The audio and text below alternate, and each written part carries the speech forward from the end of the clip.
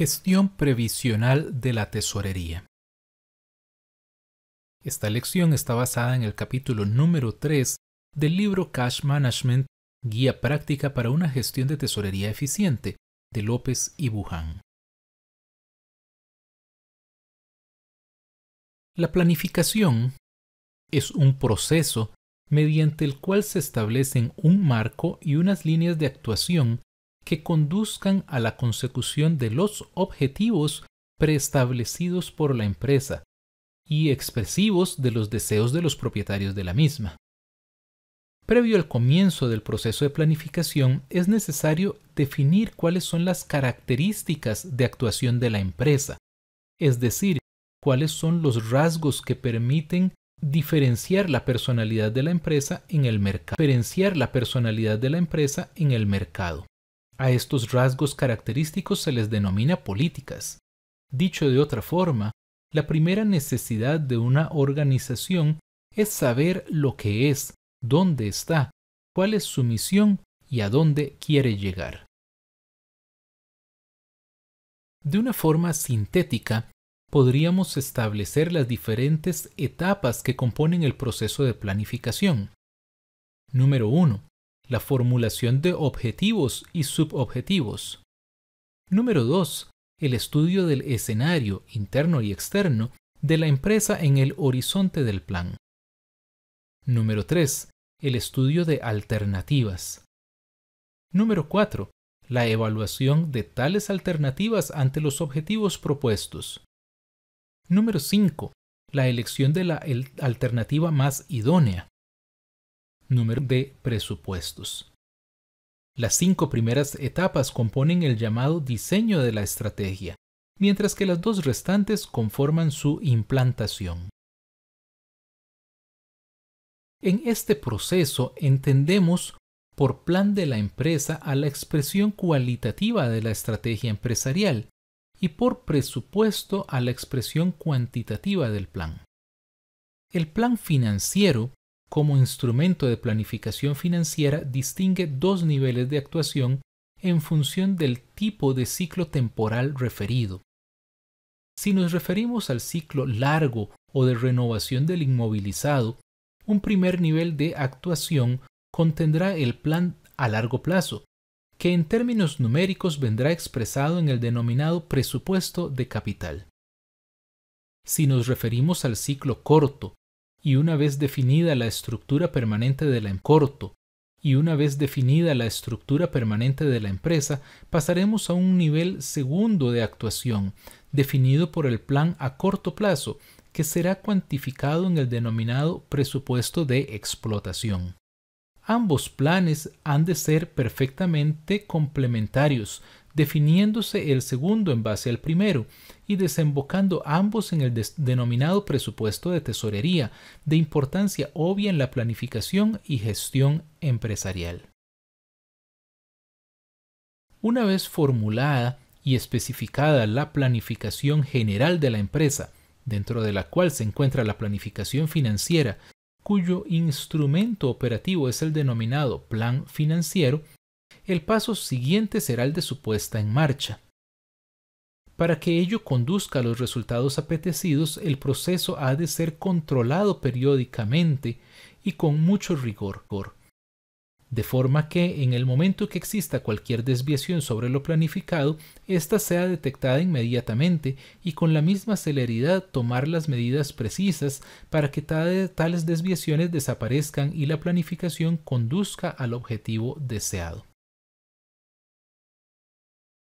Por último, queremos expresar sintéticamente lo que a la empresa y al empresario va a suponer el desarrollo de una planificación financiera. Primero, va a facilitar al empresario su gestión, en tanto en cuanto le va a proporcionar un camino a seguir para conseguir sus fines. Segundo, le va a marcar una pauta racional de comportamiento en el futuro, ayudándole a centrar su estrategia en el mercado. Tercero, le va a evitar estar al pendiente continuamente de plantearse a dónde va y por dónde. Solo deberá estarlo de que esa planificación se lleva a cabo y de todas las acciones. Cuarto, le dotará de una personalidad y seriedad en su gestión. Número 5. Le permitirá enfrentarse eficazmente a las fluctuaciones del mercado. Facilitará cada vez más la integración y la colaboración de todos los sectores de la empresa. Número 6. Facilitará información sobre la eficacia y eficiencia de las distintas secciones de la empresa, lo que en los procesos sucesivos ayudará a la mejora de las mismas y a la toma de decisiones. Número 7. Fomenta la autocrítica. Y número 8. Permitirá conocer, en cierta medida, el riesgo en la gestión empresarial. En definitiva, la optimización de la gestión de la tesorería exige anticipación. Es necesario conocer, al menos con relativa antelación, la posición de tesorería en cada momento, al objeto de poder ejercer el debido control sobre la tesorería y no dejarnos arrastrar por ella actuando como apagafuegos. Esta anticipación exige el establecimiento y desarrollo de actuaciones en distintos apartados. Número 1. Sistema de planificación de cobros y pagos. Número 2. Seguimiento del saldo en fecha valor y la adopción de un modelo de tesorería cero negativa, en particular en escenarios de bajos tipos de interés como los actuales. Número 4. La implantación de un sistema de gestión automatizada de la tesorería. Número 5. La utilización y aprovechamiento de los sistemas de banca electrónica. Y finalmente, la mejora en las condiciones aplicadas para las distintas operaciones por las entidades bancarias. Como puede observarse, las actuaciones persiguen dos objetivos concretos. En primer lugar, determinar de forma precisa la situación de tesorería en un momento determinado y su previsible evolución futura más próxima. Y en segundo lugar, establecer los criterios y medios adecuados que permitan anticipar los desfases entre las corrientes de ingresos y gastos y las acciones precisas para reducir al máximo dichos desfases y, en todo caso, para orientar el desarrollo y la evolución de dicha tesorería. A partir de la determinación de las necesidades a cubrir y de la vista del posible nivel disponible de créditos y líneas de crédito e inversiones autorizadas y de los distintos tipos aplicados, el tesorero debe abordar el problema de la elección entre los distintos instrumentos con el fin de asegurar la gestión de la tesorería de costo mínimo.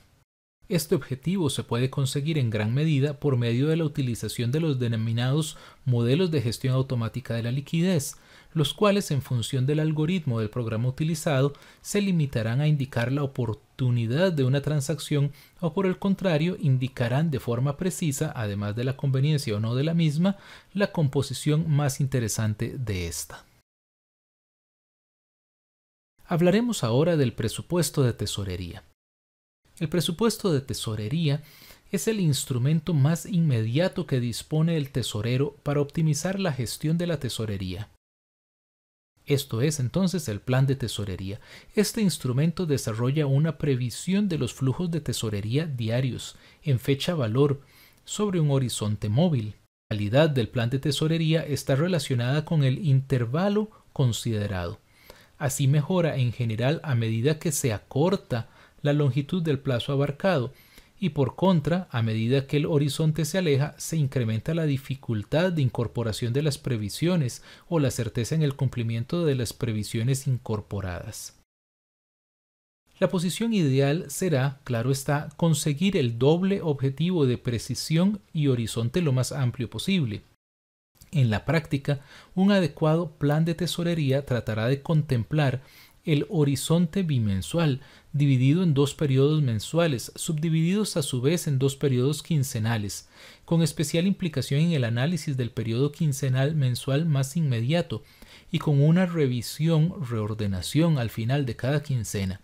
El análisis de este plan de tesorería de forma conjunta con la previsión de tesorería anual, actualizada con los datos en cada periodo mensual, permitirá un adecuado conocimiento de la posición global de la tesorería y de su proyección a lo largo del ejercicio.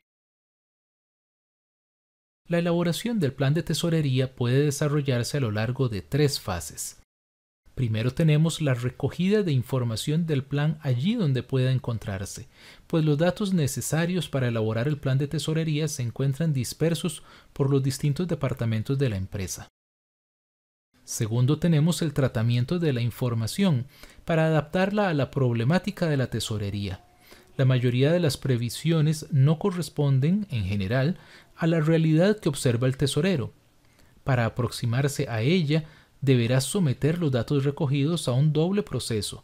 Por un lado, la incorporación de los días valor de los flujos de vencimiento conocido y por otro, el tratamiento estadístico de los datos aleatorios.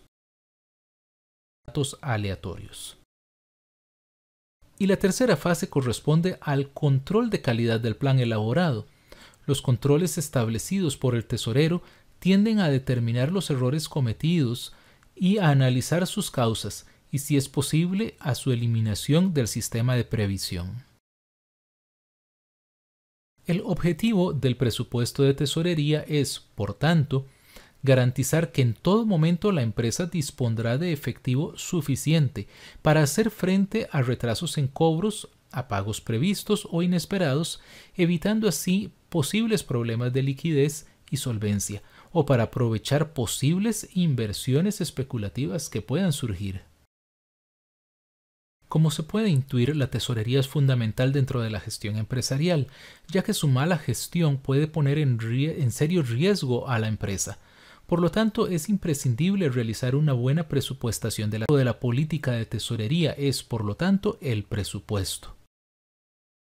Mediante el presupuesto podemos establecer las necesidades de tesorería en un periodo determinado. Habitualmente se trata de un mes, pero también se puede realizar en base a un ejercicio anual. La tesorería sirve de unión entre la gestión a corto plazo y a largo plazo, por lo que se considera que es la magnitud que más se utiliza en la gestión empresarial. Un error, incluso un error de pequeño calibre en la gestión de tesorería, podría poner en peligro todas las actividades empresariales. Así, el presupuesto de tesorería puede utilizarse para efectuar el control presupuestario, pues señala con carácter periódico cuáles son las insuficiencias en la gestión empresarial. Así entonces, todos los planes y presupuestos de la empresa se relacionan directamente entre sí, por lo que los de tesorería se interrelacionan con otros como los de ventas y cuentas a cobrar, el de gastos, el de inversión y financiación o el de presupuesto de capital. Ahora bien, del presupuesto de tesorería depende directamente la posición de caja, que habrá que tener en consideración especial o al menos diferente frente a los demás. El presupuesto de efectivo se enfoca únicamente sobre los importes y los tiempos de entradas y salidas de efectivo. Los demás presupuestos se centran en los tiempos de todas las transacciones, tanto de efectivo como las que no implican efectivo. Los servicios de cash management que ofrecen las entidades financieras nos permiten saber en tiempo real los saldos de las cuentas corrientes. De este modo, el control sobre los cobros y pagos es más estricto y se aprovechan mejor los excedentes que se van teniendo a corto plazo. La tesorería no es un fin en sí misma, sino que es una herramienta de trabajo necesaria para el cumplimiento de la misión y objetivos de la empresa. Hablaremos ahora de la estructura y contenido del presupuesto de tesorería. Como ya hemos ido viendo, el presupuesto de tesorería debe mostrar los flujos de entradas y salidas de efectivo, así como la posición final de efectivo o la posición final de liquidez por periodos de tiempo determinados, que como mínimo deben ser anuales. Además, debe mostrar cuáles son los flujos financieros que componen esa posición final de efectivo y que derivan de la aplicación de las distintas políticas y estrategias adoptadas por la empresa. Siguiendo estos pasos, el presupuesto anual de tesorería muestra un resumen a priori de la gestión financiera de la empresa. Para estructurar el modelo, el presupuesto de tesorería debe formalizarse en un documento adaptado a las características y necesidades particulares de gestión de cada empresa. Normalmente el presupuesto de tesorería se divide en 8 partes. Número 1. La tesorería de explotación, que se obtiene por diferencia entre los cobros y pagos de explotación. Los pagos de explotación derivan de las previsiones efectuadas y de lo especificado en la política de circulante que lleve la compañía, atendiendo sobre todo a las variaciones en los saldos de clientes y proveedores del cuadro de necesidades netas del fondo de maniobra. Segundo, tenemos la tesorería ajena a la explotación. Es muy parecida a la anterior, pero recoge otras operaciones a corto plazo que realiza la empresa, pero que no forman parte de su actividad principal, sino otra de carácter complementario o secundario a la misma. La tesorería por operaciones de capital, que se deriva de la aplicación de la estrategia de capital de la empresa, tanto en su política de inversiones como en su política de fuentes financieras. Número 4. Tenemos la tesorería extraordinaria. Esta es la que recoge los cobros y pagos derivados de las operaciones en la cartera de valores. Número 5. Tenemos los pagos por retribución a los recursos financieros. En estas se incluyen los pagos en concepto de dividendos e intereses de deuda a largo plazo. Para obtenerlos se aplica la estrategia financiera de capital. Número 6. Tenemos la tesorería por operaciones de circulante, que recoge fundamentalmente los cobros y pagos derivados de la financiación de circulante. Se trata, por tanto, del cobro de créditos a corto plazo, la retribución de estos y su devolución. Se incluye el pago de impuestos y, en el caso del primer año, el de tesorería inicial. Número 7. La tesorería neta, que se calcula como la suma algebraica de las 6 partes anteriores. Y número 8, la tesorería acumulada, es decir, la suma acumulada de la tesorería de periodos anteriores y el presente. Una vez que se conoce el saldo final de tesorería, se pueden realizar acciones tan importantes como identificar cuáles son las causas de los superávit o déficit, planificar cómo obtener tesorería adicional en cantidad y tiempo en caso de déficit, actuar sobre las entradas y salidas de dinero para atenuar y minimizar el impacto de los déficits transitorios. Modificar el nivel mínimo de seguridad y adecuarlo a las necesidades reales de la empresa. Planificar cómo se colocarán de una forma segura, líquida y rentable los excedentes transitorios o permanentes de tesorería. Y decidir qué acciones estructurales se deben o no adoptar en el caso de superávit o déficit permanentes de tesorería. El análisis del plan de tesorería, como ya lo hemos indicado, permite anticipar desfases futuros entre las corrientes de ingresos, ya sean de cobros y pagos. Para tratar de eliminar dichas fluctuaciones o cuando menos reducirlas, podemos actuar en distintas direcciones, sobre la corriente de ingresos, sobre la corriente de pagos o sobre ambas conjuntamente. En el primer caso, la opción inmediata será anticipar los ingresos utilizando para ello los instrumentos financieros existentes, como el descuento comercial, los anticipos de créditos, los anticipos de facturas, los anticipos sobre exportaciones. En el segundo, el ajuste puede plantearse en base a la reorganización de los pagos. Dicha reorganización puede arbitrarse en base a 2 tipos de soluciones. La primera, estableciendo un reparto de los pagos de tipo similar, concentrados hasta ese momento a lo largo de un periodo más amplio.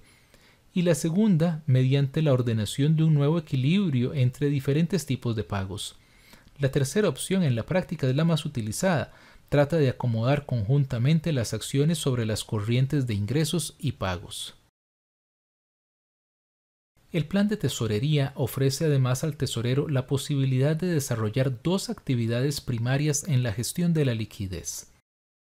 La primera es la coordinación de las cuentas bancarias y la segunda es la regulación de la liquidez.